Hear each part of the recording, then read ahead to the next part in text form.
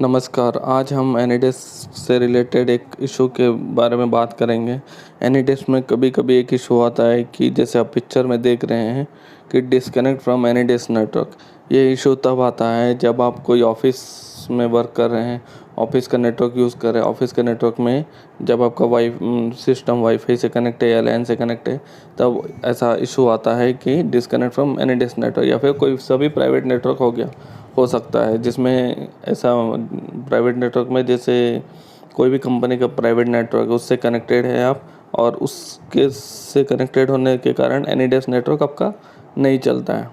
ऐसा भी होता है और कभी कभी पब्लिक नेटवर्क में भी होता है।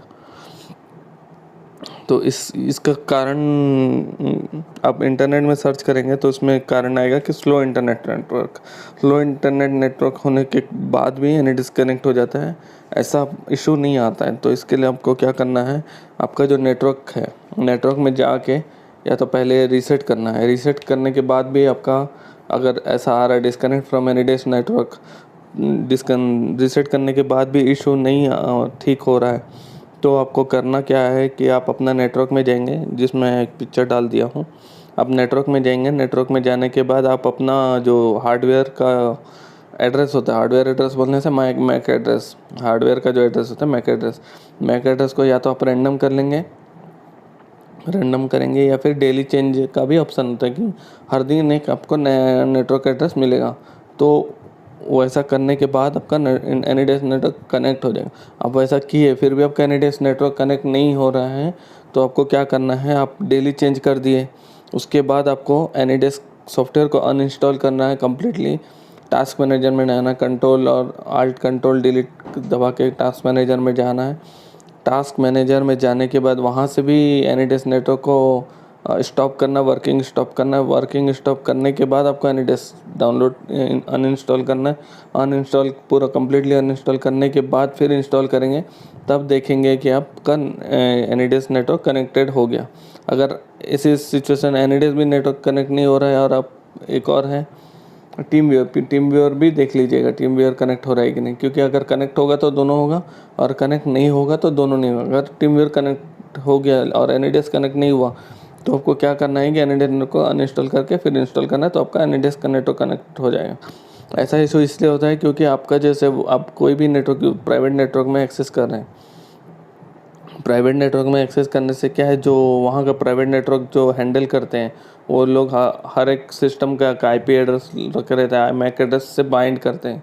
प्राइवेट नेटवर्क जो मैनेज करते हैं वो हर एक पीसी का, मतलब अगर ऑफिस में 10 पीसी हैं, 10 यूज़र है, 10 यूज़र का आपका मैक एड्रेस लेंगे, मैक एड्रेस को बाइंड करेंगे, तब आप इंटरनेट एक्सेस कर सकते हैं। अदरवाइज़ आप इंटरनेट एक्सेस नहीं कर सकते उससे, ताकि क्या है पता चल सके कि कोई गलत काम तो नहीं कर रहा है, किसका सिस्टम कोई और बाहरी व्यक्ति यूज़ ना कर सके, इसलिए ऐसा करता है। और भी बहुत सारा कारण है जिसकी वजह से